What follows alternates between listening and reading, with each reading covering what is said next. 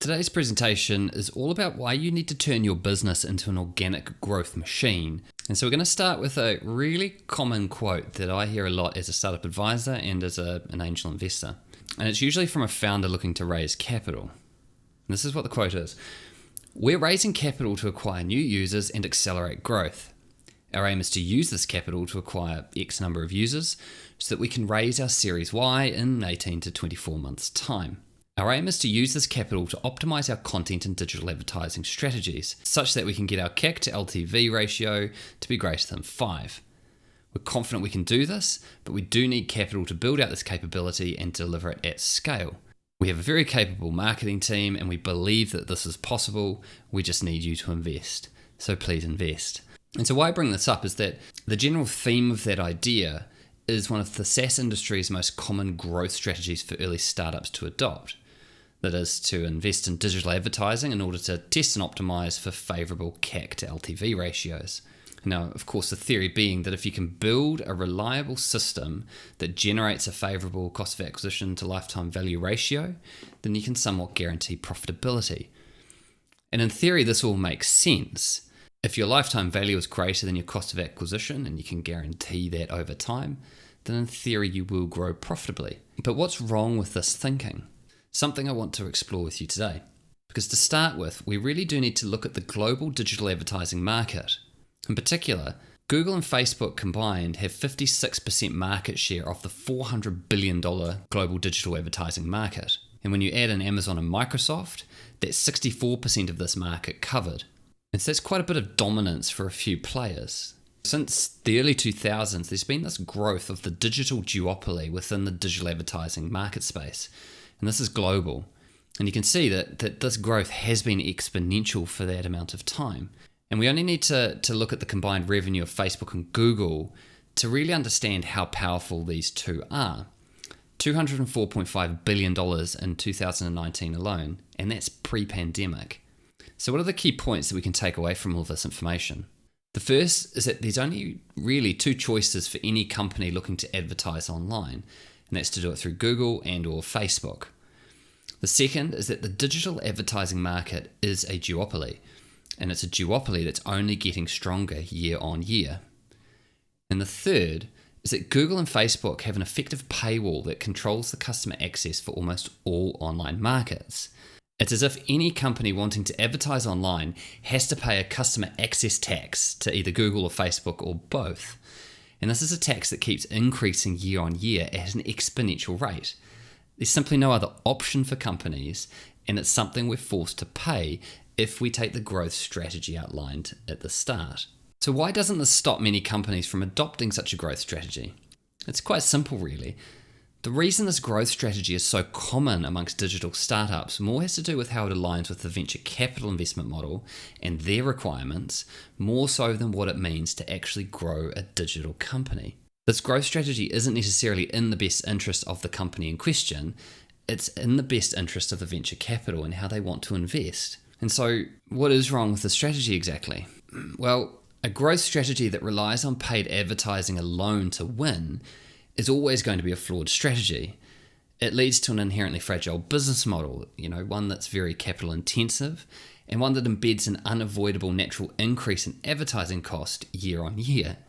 Margins are hard enough to achieve in a duopoly market without unwittingly signing up to an exponential year on year digital advertising cost increase.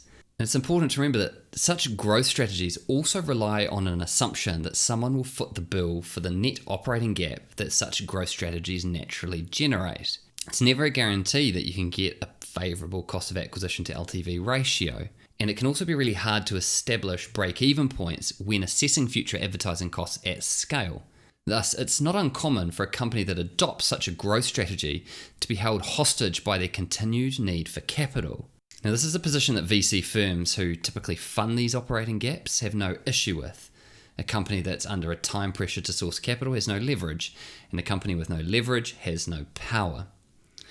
This is why adopting a growth strategy that relies on the assumption of a consistent flow of external capital to cover margin gaps caused by ever-increasing CPCs and CPMs to build a successful business is not a good strategy. And so what are the answers?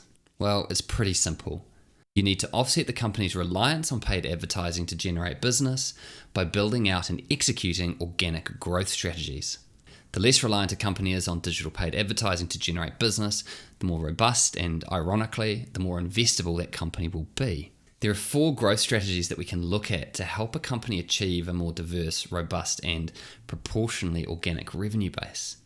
And these 4 strategies are to increase expansion revenue, to increase natural rate of growth, or NRG, to reduce churn, and to increase net dollar retention.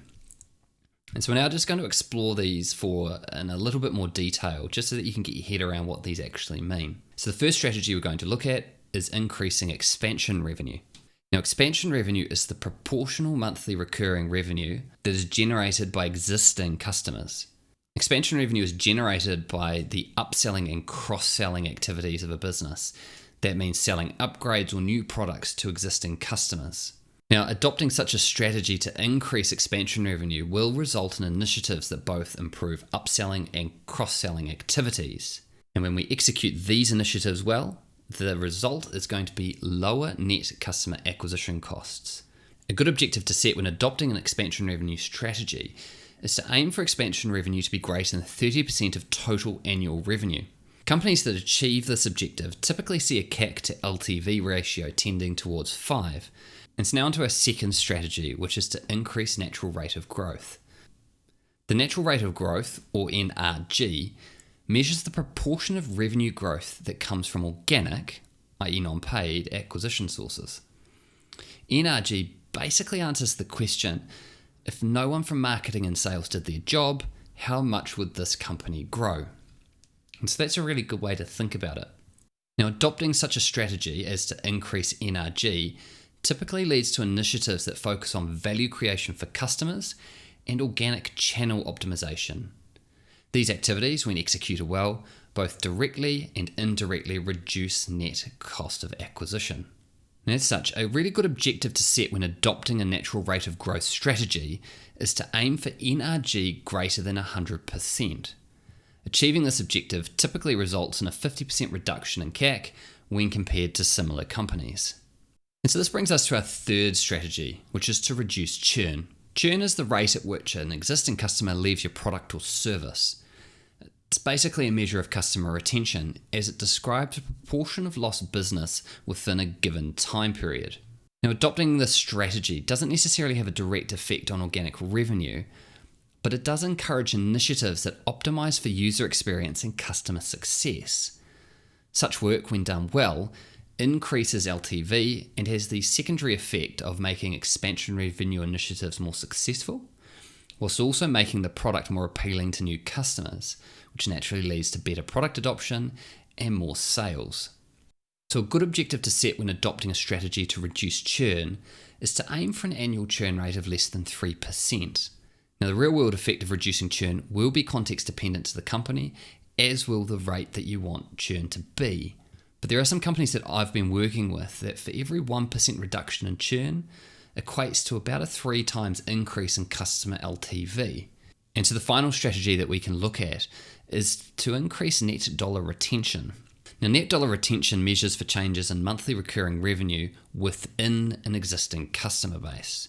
This means that net dollar retention only looks at the expansion revenue upgrades, downgrades in revenue, and churn revenue as a proportion of the monthly recurring revenue that's happened within the month.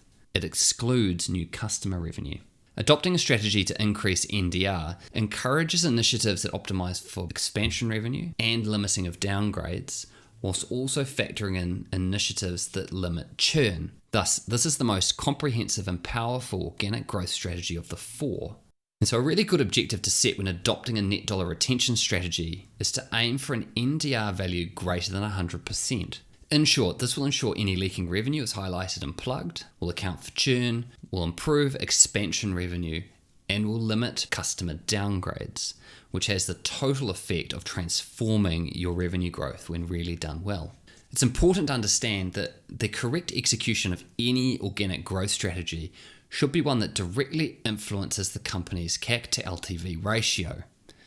This means setting objectives and initiatives that directly result in the improvement of either cost of acquisition, lifetime value, or both. So by actively adopting an organic growth strategy in order to diversify your revenue, is to ensure that you actually improve your CAC and LTV ratio over time. And it's the primary effect. The second order and third order benefits of such strategies are as follows. A company that focuses on its organic growth as a core part of its overall growth strategy will always be one that has better margins. And if these benefits are coming from organic growth channels, then the company will also have ownership of their customer, will be more efficient with their capital, and they'll also have more time. They'll have time to plan, and they'll have time to find the right investment on the best terms, should it be required. And so now that you have all of the groundwork laid out, it's time to start thinking about organic growth strategies within your organization. And so if you haven't done so already, it's probably best to start with the strategy that best aligns to your current operational capabilities and resources. And then you can go through planning out how you would achieve the set objective. With consistency, patience, and time, you'll quickly see organic revenue rolling in, and you'll see a transformation of your business. And so with that, we're all done. Why your company needs to build organic growth strategies and how you can do it. Now, if you need advice on any of the things we've covered in this presentation today, or you'd like help implementing such growth strategies into your business, then reach out. You can find me on Twitter, LinkedIn, or my website, and I'm happy to jump on a call or initiate workshops for you or your team to start thinking about how these growth strategies can start transforming your business. I look forward to hearing from you soon, and until next time, my name is Aidan Keneally. I'll see you on the next video.